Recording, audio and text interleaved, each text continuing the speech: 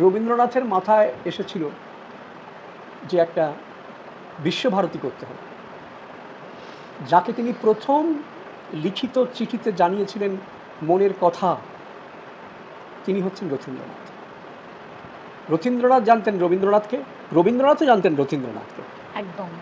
এটা পুত্র হিসেবে লেখেননি, এটা জাজমেন্ট হিসেবে লিখেছেন যে রথী এই জাজমেন্টটা করতে পারবে, আমার বক্তব্যটা কী, কেন চাইছি। যে রথীন্দ্রনাথের নিজস্ব মনের যে পরিকাঠামো, নিজস্ব যে ব্যক্তিত্ব, সে ব্যক্তিত্বের প্রথম সোপান ছিলেন ওর মা। ঠিক ঠিক। তিনি কি বলেছিলেন? বলেছিলেন রবীন্দ্রনাথ তোমাদের শুধু বাবা নন, উনি রবীন্দ্রনাথ।